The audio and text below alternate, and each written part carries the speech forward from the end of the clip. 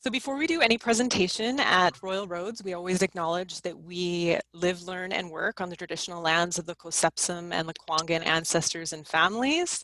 And learning has been happening here for countless generations. We're so grateful to be on this land. And I also want to take a moment just to acknowledge that we are in a really complicated time. Of course, we're in month 7 of this global health crisis and all the inequity issues and social issues that have been further highlighted throughout this time. With that, Royal Roads is really about finding a way forward, about supporting people who want to make a positive change in the world. And of course, that's what this program is about. I'm sure every single one of you is looking at a different issue that's going on in the world and wanting to address it in some really creative ways. So I just wanted to start the presentation by acknowledging that and really congratulating everyone who's here for wanting to be one of those change makers and having the courage for that. So we are here to explore the Doctor of Social Sciences. So this is a really wonderful program. It's been around for a number of years at Royal Roads, and you know, there's lots of interest. I know there's lots of people on the call today.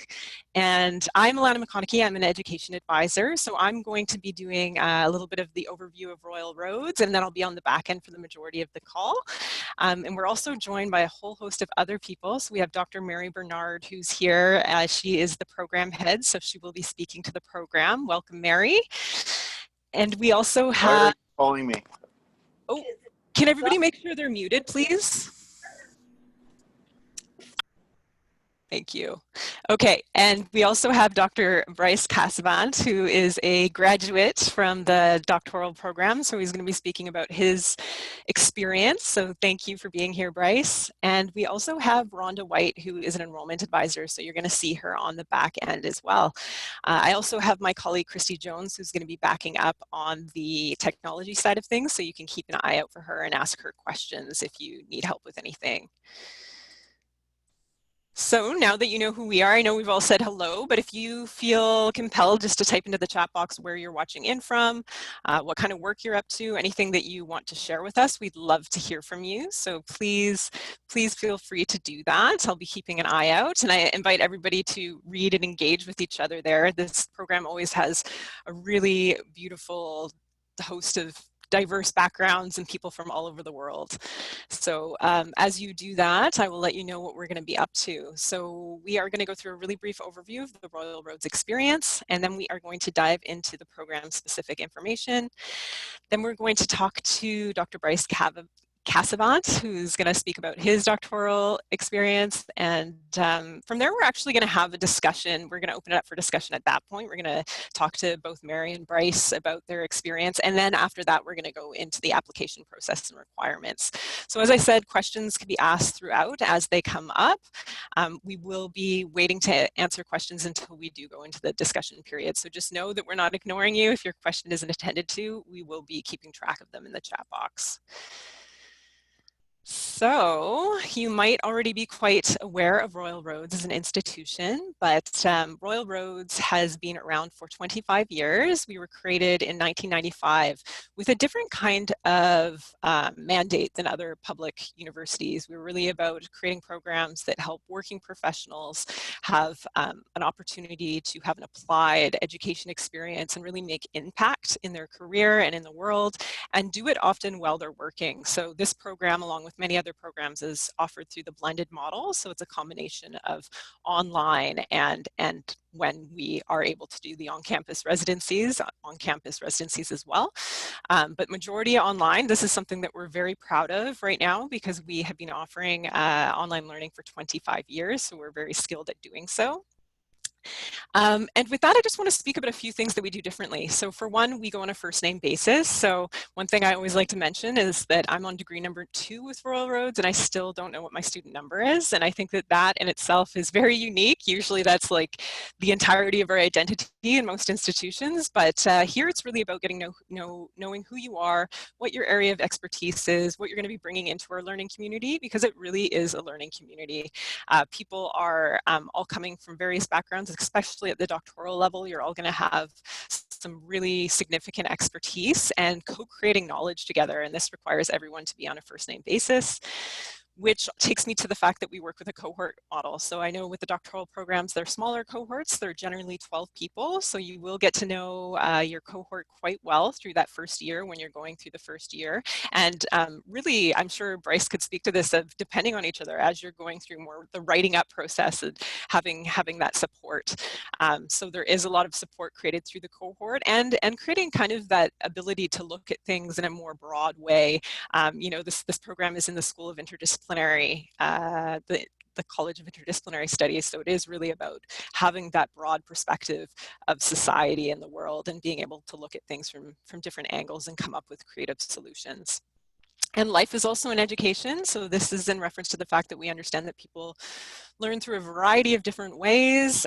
People will come in with obviously in-depth work experience in this program. So we actually assess holistically. So we're not just looking at your GPA, we're also looking at your work experience, projects that you've led, everything that's kind of led you to this point where you're ready to do a doctoral program.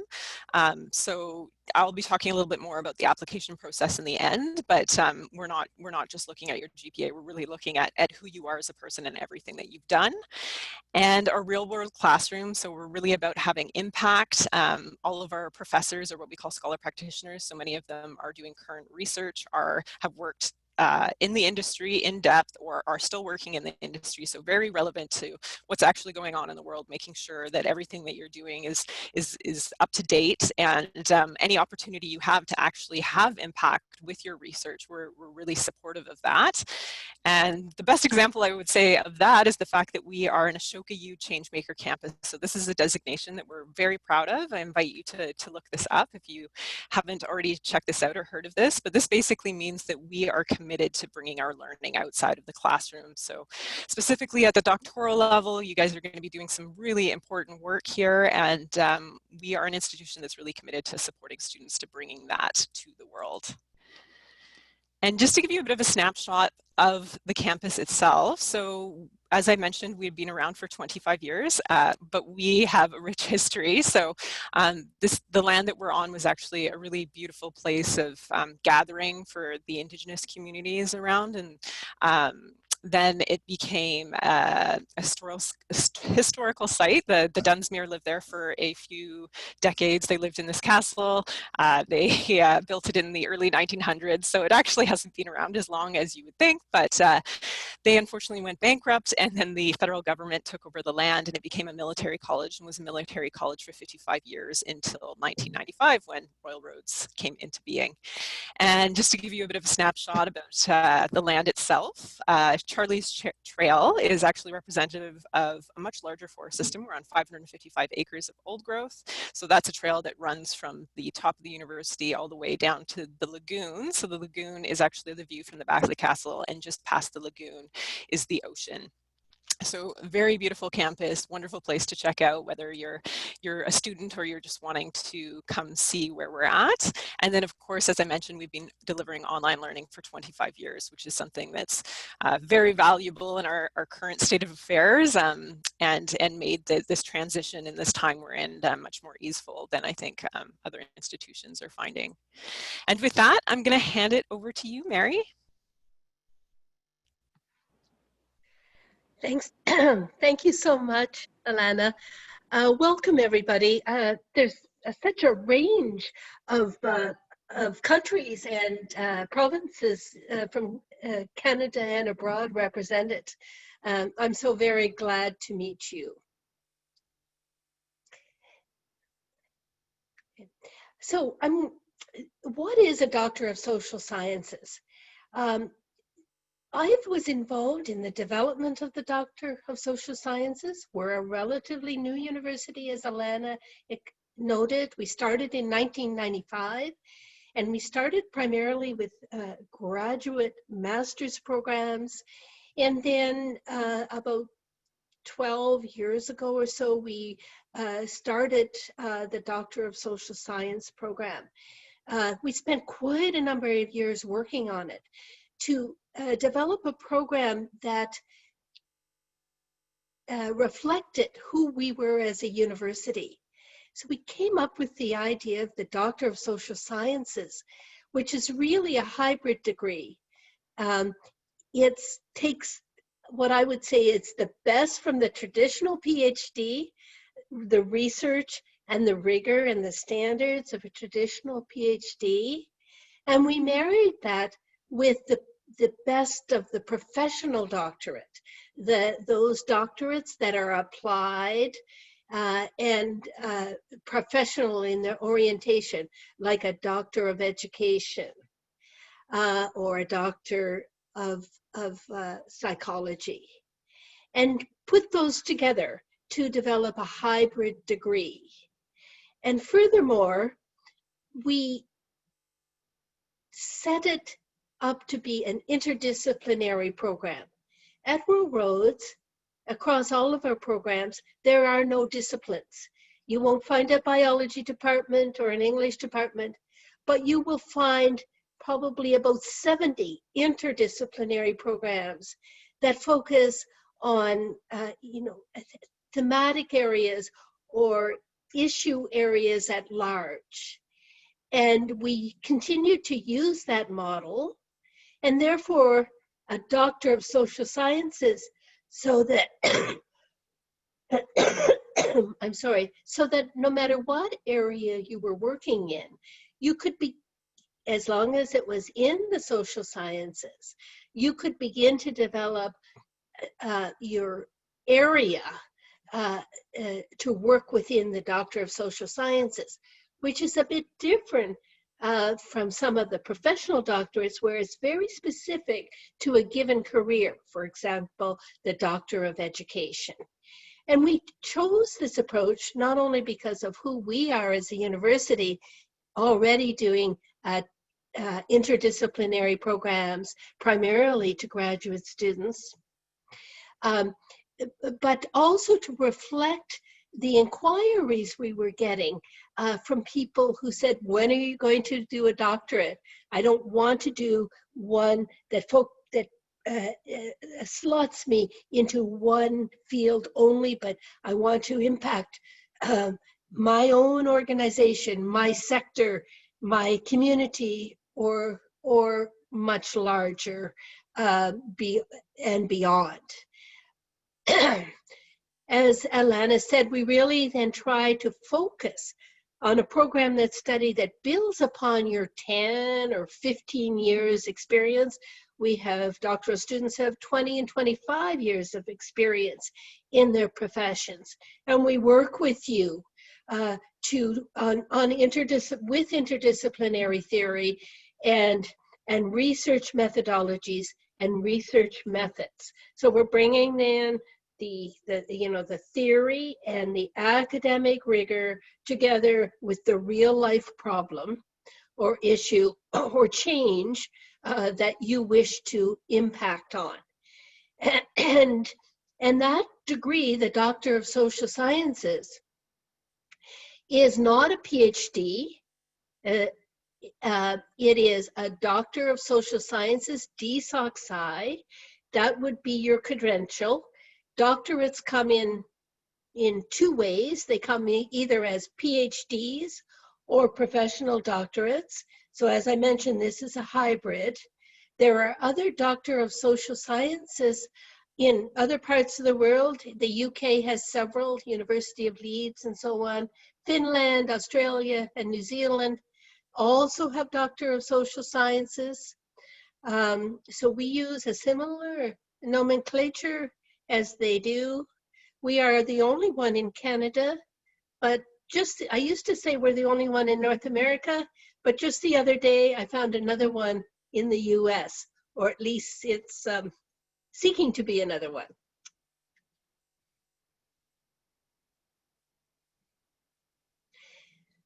As I noted, it's an interdisciplinary approach. And we have a number of faculties and a college at Rural Roads. And for example, there's a Faculty of Management, a Faculty of Social and Applied Sciences, a College of Interdisciplinary Studies. And within that, there's about 70 programs overall. And if I look at those programs in total, in many ways, if you're thinking of going to the next stage and making an application, it's worth it for you to sort of browse through the programs at RRU to kind of get a sense of the range of areas that we work within. And but within the DSOC-I, we've included here a few of the areas that individuals have developed dissertations on. These are, of course, the dissertations are much more specific, but climate change, gender studies, Indigenous issues, social entrepreneurship, healthcare, resource development, policy of all types, both public and in organizations, conflict resolution, education. This list can easily be hundreds long, just so that if you have your area that you're thinking about, you put in your application, develop your proposal for it, and then we can advise you from there.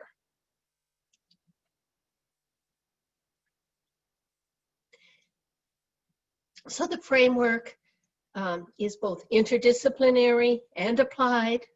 It's blended learning. There's 2 residencies.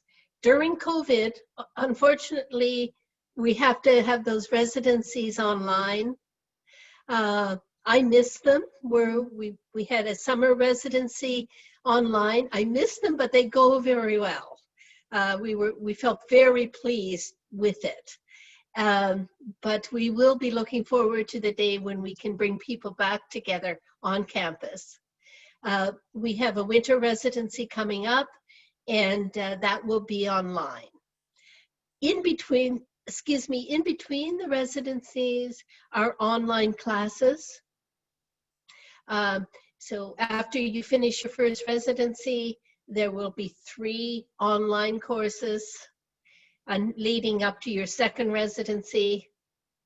And then after that, there'll be your candidacy exam and your proposal. You'll go work for, 18 months or 2 years on the actual dissertation. All the while, you're in a cohort. You're together with the other students who came in with you, which is one of the highlights of the program. If we go with, based on the feedback from alumni who went through the program and students currently in the program, there's a tremendous amount of peer learning. You'll see at the bottom there, the bottom point, a flexible supervisory model. That means that you can choose your supervisor from RRU and your 2 to 3 committee members, but you can also choose from other universities from across the world. If there's somebody that you've worked with in the past, or they're a known expert in your field and they're at another university, you let us know, and we will double check that they meet the criteria. A supervisor has to be at the associate professor or full professor level and have published and have done their own research and supervision, at least at the master's level. For the other committee members, there's a bit more flexibility. They may be at the assistant professor level or equivalent, and they can come on as committee members as well. We always have 1 member that's from Royal Roads. One of the 3 or 4 committee members must be from Royal Roads.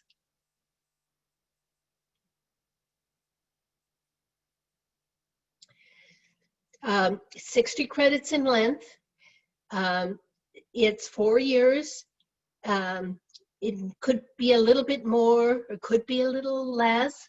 And we certainly have examples in both areas, but regardless, one must finish by 7 years. The more does have a limit on it, as same as it does with other universities. And there's just a note there in relation to COVID times. The residency will be online until our restrictions are lifted.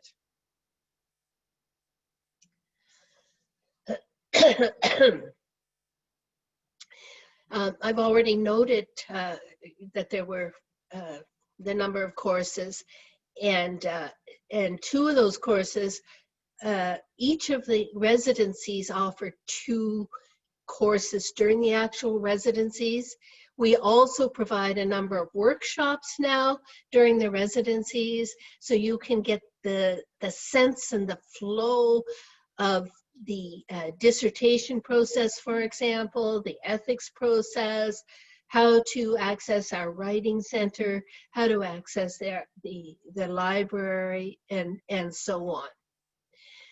The candidacy exam is where you have already brought together your committee, and this happens at the end of, sometime after the end of the second residency, and you bring together your committee. You go through that nomination process. You prepare a plan for what you are going to do for your proposal. And you get all the feedback from your committee members on that proposal. Sometimes it takes 3 or 4 reiterations. Sometimes it could take 5. And that's a good thing, because you want your committee members to be giving you the best possible advice, because ultimately your dissertation will be reviewed by an external examiner, just which is the standard in most universities across the world. The dissertation can be either by a traditional manuscript, or it can be dissertation by portfolio. And I won't spend too much time speaking about that, because Bryce did his dissertation as a portfolio, but basically, instead of the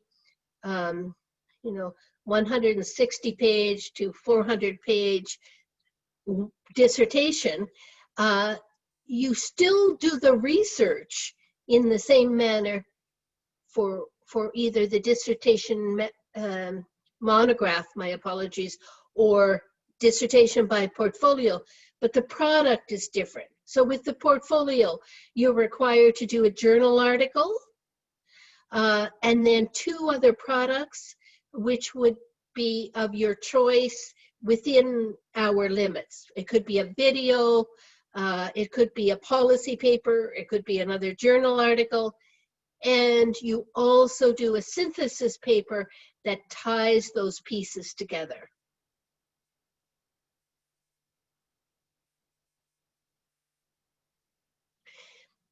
We get exactly, as applicants, those people that we hoped we would get when we developed this degree. We hoped we would get career professionals who had deep and sometimes long, at least 10 years or so, experience in the sector that they would like to continue to do a dissertation on. Sometimes people don't do it in the sector they've been working in all along. They have grown differently or evolved differently, but nonetheless, you do need to demonstrate considerable experience. That you may be a leader in your organization or in your community, or you have made a really, significant contributions to your organization, and that you're able to articulate that in your application. You must have a master's degree. There's no choice on that. And I see that Rhonda has just posted in the chat the link to some of the existing bios of DSOC Sci students or past students, for you to get a sense of the type that apply. The research, gosh, we have literally hundreds of graduates now from the program. So we just provided a sample there of some of the research that students have been doing, but our research is public. So if you go on the Worldwide ProQuest and look up RRU doctoral research, you will be able to find all of our graduates' dissertations. As a public university, we publish all of those, both through our own university research site, but more importantly for you, through ProQuest, so that you can access worldwide. Student funding, always a big item. You know, you might want to take a camera shot or a screenshot of these. The most important piece to know is that we've provided you there with the where inquiries can be directed to.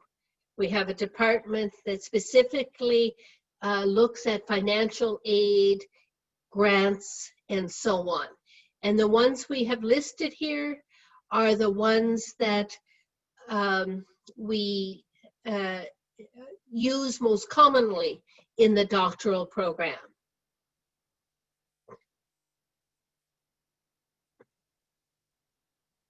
We also have a number of internal awards. We've spelled these out very specifically here. So it helps you to kind of get an idea of these awards. We have a cap of, right this year, we have a cap of 15 for our students coming into our winter program, regardless of the number of applications we have received. And then you can see here then the number of entrance awards, and the other awards provided in other years 2 or 3 or 4 as well. And there's a large number of small awards, 500 to 1,000, sometimes 2,000, that are available through the RRU Internal Awards as well. So I would encourage you, you know, to look at those awards if you're thinking of applying to RRUs. The first 2 are competitive. The external awards are competitive as well, but we wanted to give you a sense of it. What often happens, as Elena will show on the next slide, is that many people self-fund. And, you know, sometimes if you're working for an organization will help to fund in whole or in part if it's important to an organization that you receive a doctoral degree. But I really want to stress the importance of self-funding. You know, it's a fairly high tuition, and it's an important consideration as you are considering a degree.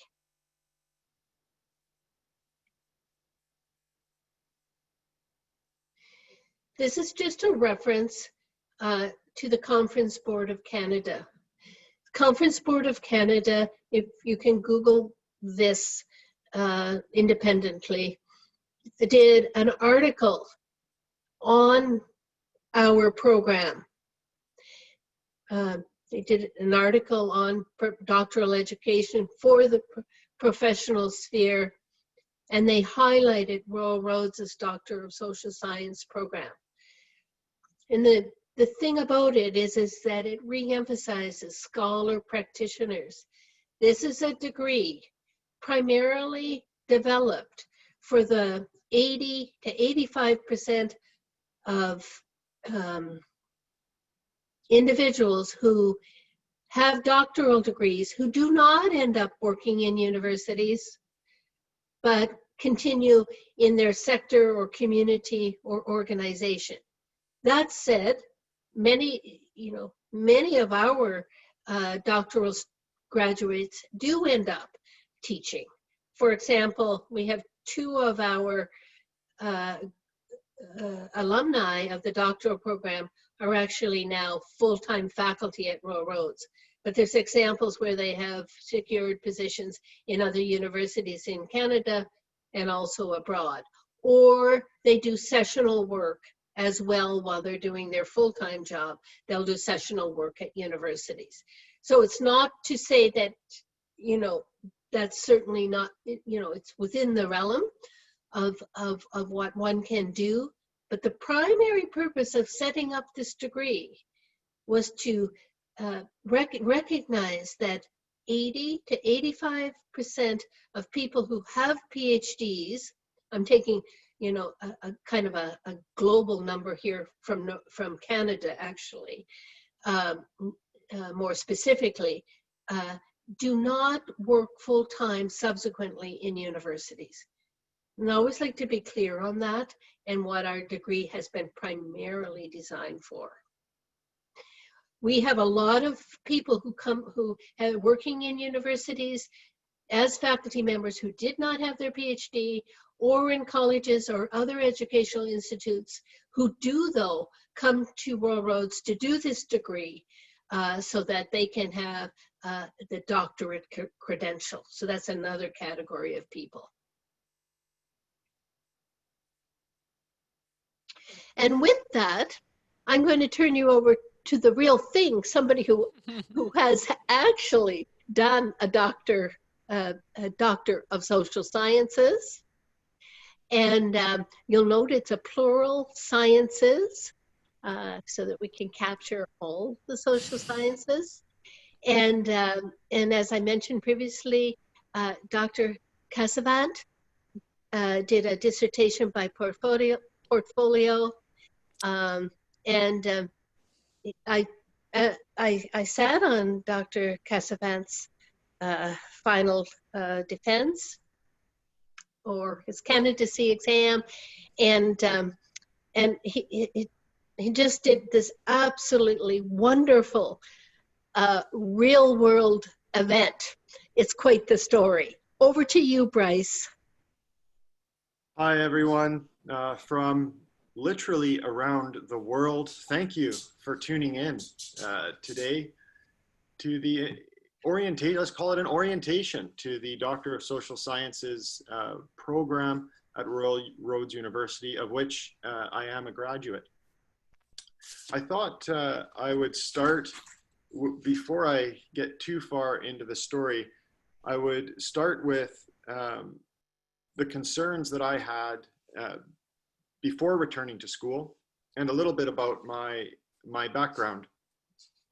So my background is a little different than many academics and professional students who are coming into doctoral programs later in life or later in their careers, which is what the Royal Roads program is primarily designed for.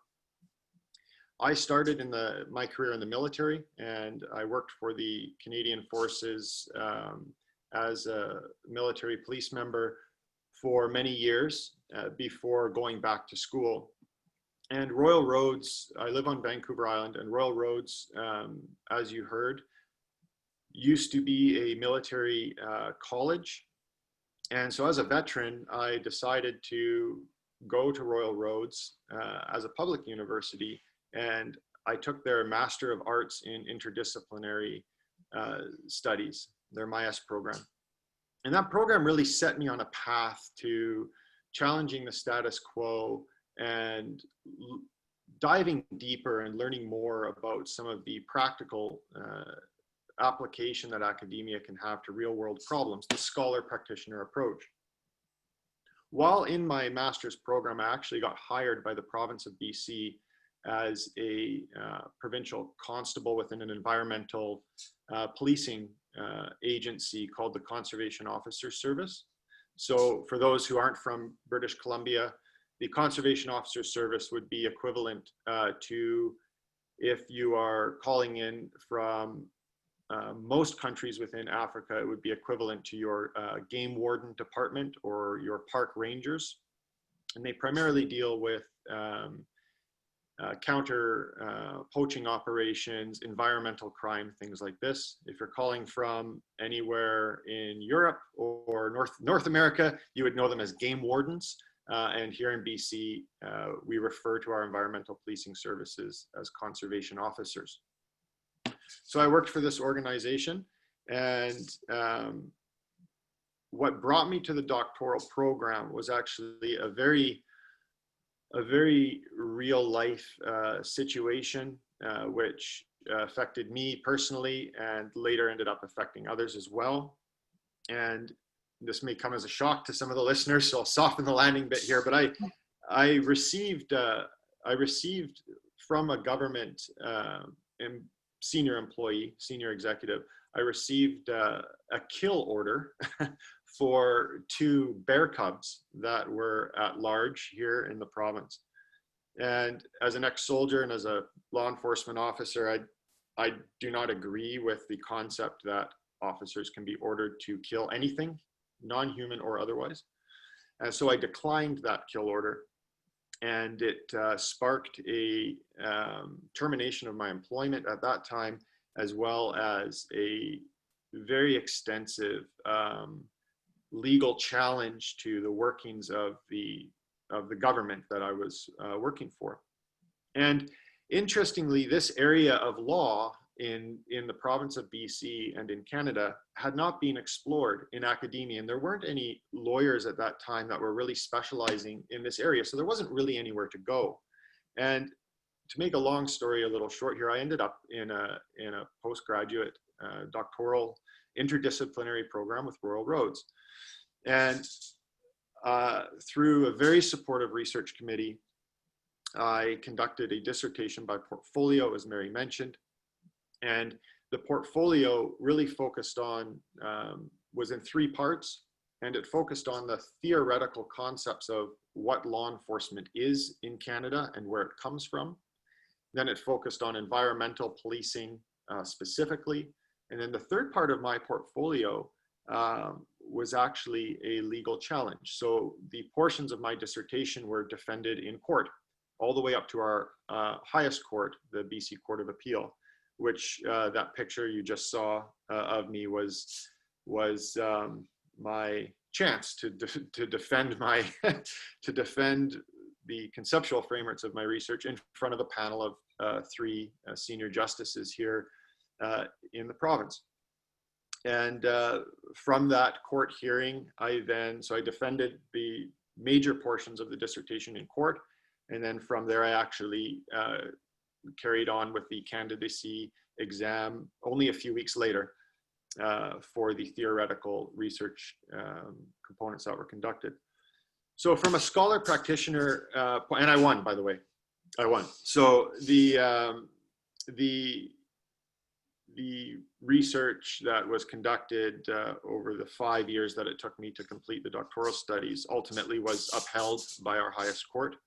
And that's where it is today. So from a scholar practitioner standpoint, I found the program for me had some very real world applications that not only affected me personally and held me very close to the research that was being done, but also because of the way my particular dissertation ended up coming through the wash, so to speak, at the end of the day, has set case precedents and actually had a wide range of policy changes and operational procedure changes in how government works with and interacts with their law enforcement agencies. And those policies, I just got a notification last week, are actively being rewritten and right now to adopt much of the outcome of the dissertation research. So for me, it was a very rewarding, very stressful, but very rewarding experience at the end of the day, because it has had real world change. And so for me, the this approach to interdisciplinary postgraduate research was a very fruitful process. My specific experiences, I'll go to the second bullet point here on your screen. My specific experiences, as you can imagine, being caught in this intersection of academic theory and real world law, where there's very high stakes and very real consequences to the outcome of what's taking place, was an experience that required a lot of support. And I think if I had an area of advice or sort of learnings that I could pass on, any doctoral program, but most certainly this one, requires you to have a very good working relationship with your supervisor and your research committee. And this is essential to success. And for me, I was very fortunate to have a dissertation supervisor that was not a lawyer, which actually turned out to be really good, because their area of expertise was actually in environmental conservation. And from there, I had 3 other individuals on the research committee that had expertise in 3 different disciplines, one in Indigenous studies, one in law specifically, and then another in conservation more broadly, specifically compassionate conservation. So environmental management systems, basically. And for me, I had a relationship with these individuals before I asked them to join the research project and the committee. And it proved out to be one of the only ways that I was able to carry forward through the years was having the support of this network and these individuals. So start thinking now about your own networks, and start outreaching to people now and building those networks, knowing that you will need a supervisor who is supportive, who knows you, who understands you, and that you will need a committee that is close to your research and able to help carry you through the many turns that will be undoubtedly coming your way. And my research topic, at the end of the day, my research topic was interdisciplinary, and it focused on this intersection of environmental management and policing systems. And the informing my research topic was very real world case examples, mine being one of them.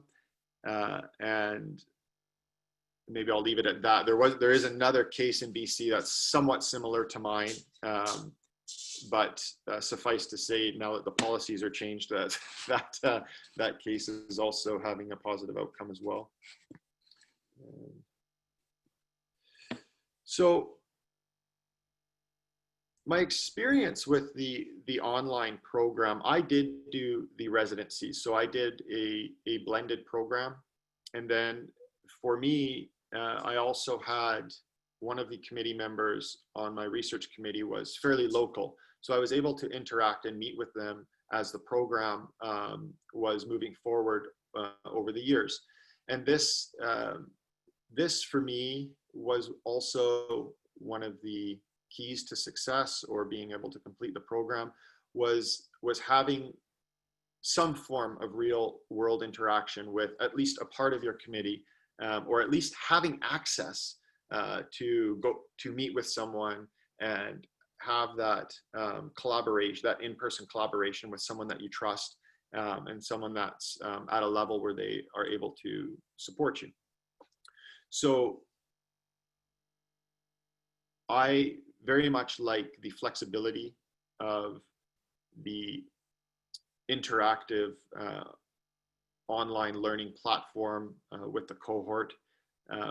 I personally found that having access to in-person assistance through relationships with your committee or otherwise, is also something that needs to be thought of early on. If you're a professional student, or like myself, at that time working for a government agency, there's a lot of questions that come up. The pathway of learning in these programs is not very linear. It comes with ups, it comes with downs, it comes with many changing, as your knowledge increases, your view towards certain issues also changes. So as you yourself learn, at least for me, my view on certain issues also grew over time. And it was nice to be able to bounce ideas and thoughts off of someone who understood the doctoral process and what a student goes through, and also this concept of this process of learning. I think one of the biggest pieces of advice that I could give, which is more of a learning for myself, is if I could do it again, I would start writing earlier, and specifically I would start writing grant applications much earlier. I would source out funding and write these grant applications and invest more time up front in the writing for funding opportunities. And one of the reasons is, if you don't apply for the grants, you're most certainly not going to get them. So it's important to apply. But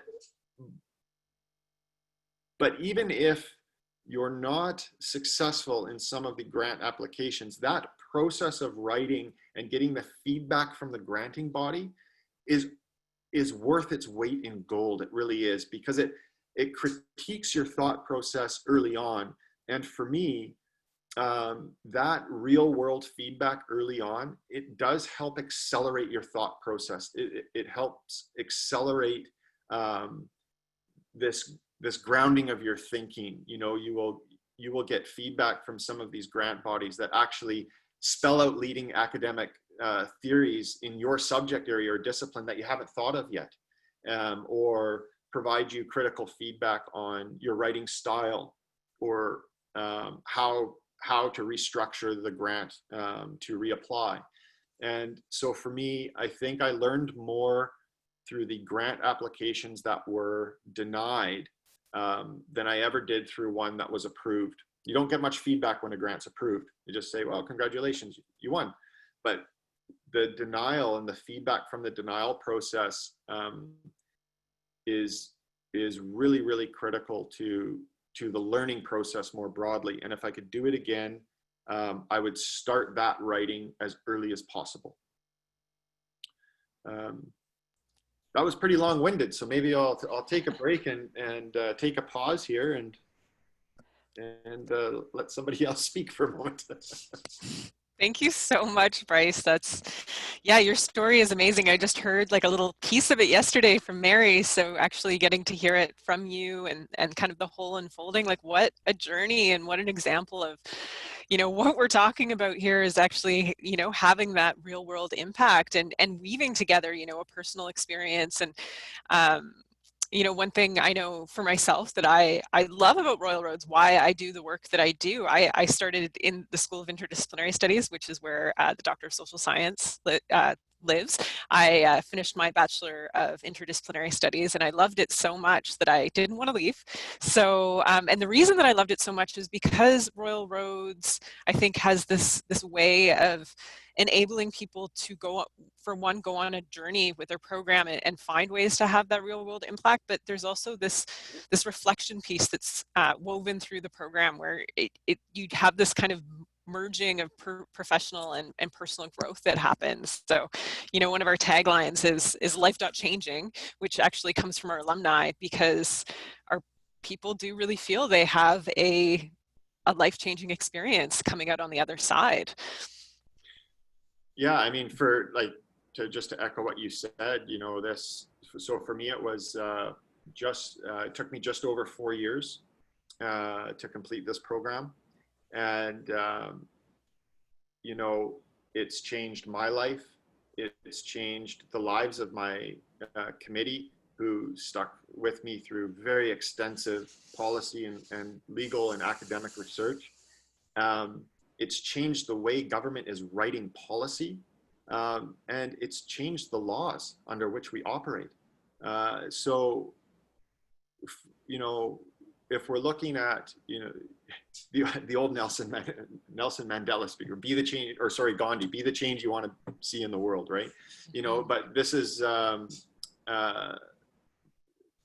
literally the outcome of, at least in my experience, was the outcome of this program. So it's amazing. Thank you. Thank you so much. Yeah, you said so much about your experience and just about the program. So like deep thanks for that. I'm sure there's probably some questions that people might have. I know one that had come up that I saw while you were speaking. I'm not sure if it was generally directed towards you or more of a general question, but you might be able to speak to it, is field research. Like, was there field research involved in your research? What does that look like? I'm going to bring down the PowerPoint so we can have this discussion, and then I'll bring it back up to talk about the application process. So, okay. Yeah, so for me, the issues that I was grappling with were legal issues. So the majority of my research was in the archives, government archives. And the core of the dissertation that I did was through another side battle as this was raging. I actually had to recover 100 years of government archival documents that many of them were still sealed because they dealt with legal and policy advice in the early 1900s of how our policing forces would be structured and why. Well, of course, to advance a legal argument that we're doing something wrong, I needed to know what was said 100 years ago, and I needed to trace it forward. And as you can imagine, that recovery process was very intensive. It took 1.5 years out of the 4 years just to recover the information that was needed to do the research. So my field work in my in the path that I ended up on, the field work that was done was in information recovery and archival information recovery, and utilizing our freedom of information laws process and different political leverage in some cases to actually recover that information that was needed to advance the legal argument. So I would say that the closest, although this is an interdisciplinary program, the closest discipline that you would get to what I did would be a content analysis versus sort of a more traditional field work where you're either doing quantitative or qualitative data analysis and then writing your dissertation from that. For me, it was about information recovery and then content analysis, tracing and then content analysis and then argument framing from there. So my path was slightly different than some of the more traditional data analysis paths that you would do in a doctoral program. Sorry, perhaps, Alana, I could just add very briefly to that. As Bryce noted, that that particular way of gathering data would not be as common with the majority of our other DSOC students. It would be much more, I'll give an example of fieldwork which potentially would be much more common, not the actual content that I'm speaking to, but a way in which people are in the field. For example, there's a DSOC student who is studying local food security, and so that student is spending time in the community with community members and with the local community food security board and so on. And she also lives in that community in this case, and she's also on some of the secondary committees. So she's very immersed in the study that she's doing. She's within that context, even though as well she's reaching out to other sources, you know, far beyond the community that she's in. So that would also be an example of how field work is in effect done. Or you might be within your own organization and you're you're exploring something in your sector, and you will be reaching out to, you know, perhaps attending meetings at other organizations, in other organizations, and really immersing yourself. And I think that, you know, like Bryce has described how immersed he was, and not only himself, but his committee members became as well.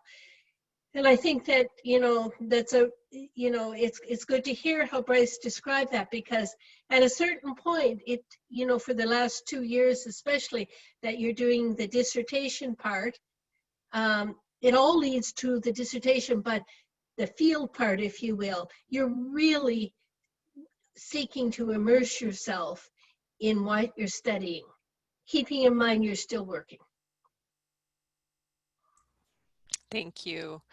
I just wanted to recognize we're just about at 10 o'clock right now, and I recognize a lot of people have meetings they have to attend. So, you know, this conversation could obviously go on for a long time. So I apologize that we're running a little bit late, but if there are any questions, I know there was a lot of questions that got answered in the chat box as we were going, and there was a lot of questions that were more individual based. So if your question is individual, what I'm going to recommend is that you get in touch with Rhonda. She's really about helping guide the application process, and she can also connect you with Mary or somebody from the program area if you're needing support in that sort of way. But if you have any more broader questions about the program, you can let us know. I might just dive into the application process, because I know a few people have mentioned that that's what they're waiting for. So yeah, thank you all who have waited. And if questions do come up, you can still let them roll. We'll take a moment at the end too and just look at the chat box and see what's up. All right. Where was I? Okay. So in terms of admissions, we will be looking for a master's degree in one of the social sciences or related fields. You might have mentioned that we have, or you might have noticed we've mentioned this a few times, that you are required to have a master's degree, which maybe for some people might be odd, because of course you would expect to be required to do this, but I'm just going to contextualize that with at Royal Roads, because we're a professional university. At our other programs outside of the doctoral level, you can actually apply through a flexible admissions model, which means you'll get assessed holistically. So for example, somebody who's applying for a master's program might have a diploma, like a 2-year diploma, but then they've worked for 15 years within the industry, and we will holistically assess them, and they might be admitted into the program. At the doctoral level, we do not do that. You are required to have a master's degree, so just to give some context for that. We are, for this program, we are looking for a minimum of 10 years with senior level decision-making authority. So of course, this can look like many things. This doesn't mean you have to be a CEO or something of that nature. It can be many different roles. So this is where, you know, it can be broad, and as I mentioned in the beginning, you are being holistically assessed. Having conversations with our enrollment team can be really helpful if you're not sure kind of where you fit in the scheme of things, because they'll really be able to clarify, and again, connect you with Mary, and you can have a conversation with Mary or somebody from the program area to help kind of define those areas. But I would say more often than not, people don't give themselves the credit that they should often. So definitely keep that in mind. And then you are required to have an interdisciplinary applied research proposal that reflects current research within the College of Interdisciplinary Studies or the schools within Royal Roads for the Faculty of Applied and Applied in Social Sciences. you know, there is a distinction here, and Mary, you maybe might want to say a few words about this, because we also have a doctor of business administration. So we have a faculty of management, and we have a faculty of applied and social sciences. So there is a bit of a distinction. Maybe Mary, I'll let you speak to that for a moment. Yes, the two doctorate programs work very, very closely to one another, with one another. And sometimes even we'll share an application. It might come into the DBA program, but it might actually seem more appropriate for the DSOC-PSI program, or vice versa. The point is, there you may have, like, there may be one topic that you want to do that could apply to one or the other. I think, say for example, you were working in the oil industry. Well, on the social science side, it might relate, you know, to relationship between community. I'm just giving an example. You know, between community and industry. But if it more specifically related to management in relation to industry, to the oil industry, for example. So the keyword is management there. You may want to consider a DBA. So you want to look carefully at both of them if you find that you're on the edge, to see which one would be more appropriate. Just in the same way that we, the two program heads of the two programs, we also look at that as well, and have invited a student to consider, you know, the other program. It might be more appropriate. Thank you, Mary. So in terms of how to apply, there is a $126.28 fee, and once you pay that, you can start submitting your documents. So official transcripts, of course, need to come to us sealed, so just make sure they are coming directly to us. If you haven't seen them in a while, maybe get a set sent to yourself as well. The detailed resume, this is going to be quite important at this level, is that you create a CV that really reflects your work and how it's relevant to the degree. So this isn't going to be your typical CV where you're trying to cram everything in one page. This can be a multi-page document that details all of your work experience, projects that you've led, your education, your non-credential education, volunteer work, anything that you think that we should know about, that you think would be pertinent to what you're wanting to dig into, and in just doing doctoral research in general. We will also be looking for a writing sample. So the writing sample can be, I believe it can be like a chapter from your master's, from your thesis. Mary, what other options? They've slipped my mind in terms of a writing sample. Yeah, it's very common for people the most common, I think, is for people to give a sample from their master's thesis. But it can, you know, it can be anything. If you've developed a policy report for your organization. I had one the other day, which is the individual had published a book in advance, and she sent a chapter of that book, an article that you may have published. You may find you need to write something if you don't new for us, and that's okay too. We really want to be seeing, how do you articulate your ideas in writing? And that goes beyond, of course, grammar and so on. I'm really trying to get at the kind of the essence of you being able to convey your ideas in writing in a meaningful way. Maybe while I have you speaking, Mary, I'll ask you to say a few words about the preliminary applied research proposal as well, because you're going to obviously speak to that more, describe it better than I. Yeah. For sure. So first of all, I'm going to just preface it with, you know, Rhonda or another representative from admissions. We usually suggest that you talk further with the admission representative first.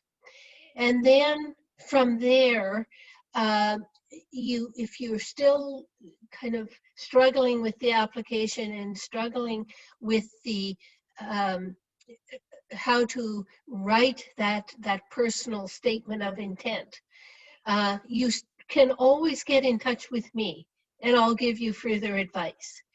And in fact, you know, I find it often very helpful to be able to discuss for, you know, it can be short, just 20 minutes or even 15 minutes with you, the nature of what you're thinking of saying in that piece.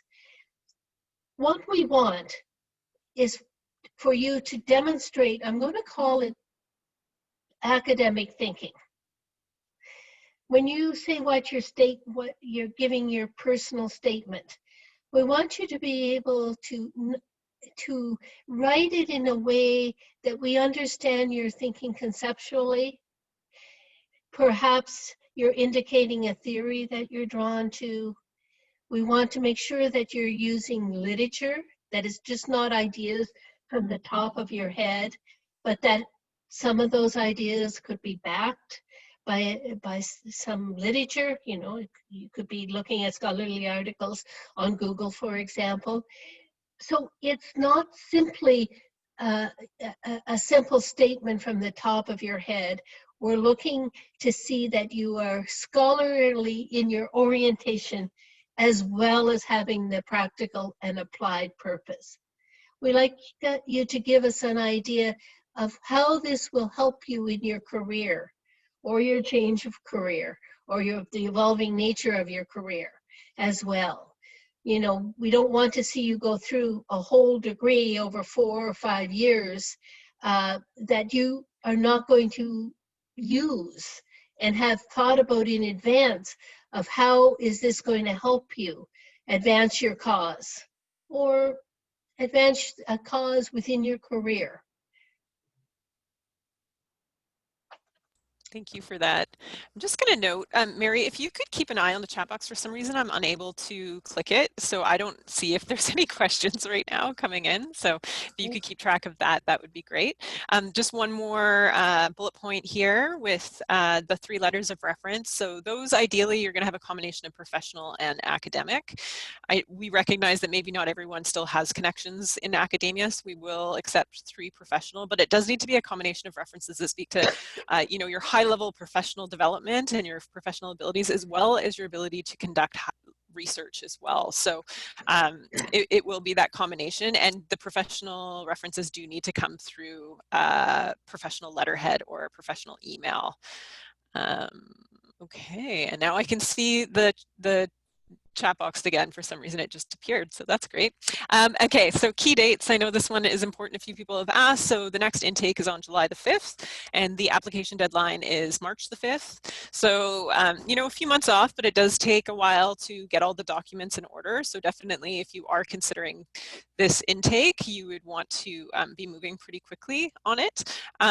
And also noting that there is, the sooner that you get all your documents in, the sooner you will find out. Is that true, actually, Mary? Just to check, I know it's become a little bit different with the DBA, so I just want to make sure that the rolling admissions is the same. Oh, you're muted.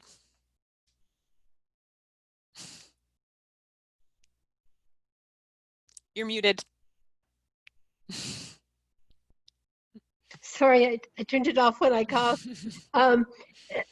For now, for the July applications, the rolling admissions is in effect. Okay. But I say that it's for now. We most likely will go to the DBA model subsequently. Great, thank you. Okay, and then we do have another intake coming up on January the 10th, so a bit more time. That gives you about a year to get your whole portfolio in order. So that might make a lot of sense for some folks. So just keeping that in mind.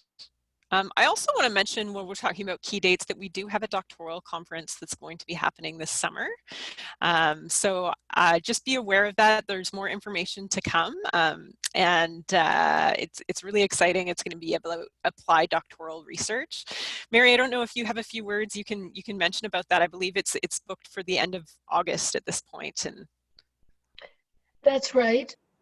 We actually don't know whether we'll be able to hold it in person or if it'll be solely online. That all depends on what the COVID restrictions are. You know, clearly we're hoping that it can be an in-person conference, but it's very much meant for you know, to discuss applied scholar practitioner research from a doctoral perspective. So it'll be doctoral students who will be speaking as well as their supervisors. yeah, very exciting. It's exciting. And we were supported by the Canadian government through the Social Science and Humanities Research Council to mount that conference. Thank you for mentioning that. So a little bit of information about financial aid. I know we've actually given you quite a bit of information about financial aid, but these are just handy web phone numbers to have, and maybe Rhonda, I can ask you if you can pop the financial aid website and email in the chat box as well. This will just give you a chance to, again, look at the bursaries that are available. You can also talk to financial aid about tuition schedules. That can be a really helpful framework just to contextualize how that's going to work over the 4 years, because you'll look at the end number and that's one thing, but how that's going to work out over time is a better thing to kind of help you think about how that's going to work for you. So I would recommend getting in touch with them if that's something that you're considering right now. And then enrollment services, of course, Rhonda has been on the call, super helpful, and offering links and opportunities to connect with her directly. So this is just a little bit of information in terms of their toll-free number and their email. And then we also have an international enrollment team, so you can connect with them through email. They're really happy to help in terms of just questions that would be more pertinent to coming in as an international student. So lots of support through the whole process. That's something that we really stand behind at Royal Roads, is ensuring that people have support through the whole process. And with that, I think that wraps us up. I see we're about 10 minutes over, so thank you for those who were able to say, oh, we're like 15 minutes over. My apologies, but you know, it's a big topic, but want to thank everyone who's here, and thank you, Bryce, so much for joining us. You really brought the whole program to life, I believe. Thank you so much, Alana. Mary, great to see you again. Lovely I to miss see our you. chats. Alana, thank you so much. I'm going to cut out because I'm actually late for another meeting here. So thank you. Sorry. Thank you. Thanks a lot. Okay, thank you so much, Mary, and thank you to everyone who is on the call, and I hope you all have a great day. And again, if you have any questions, please reach out. We'd love to be in contact with you. Bye for now. Bye. Thank you.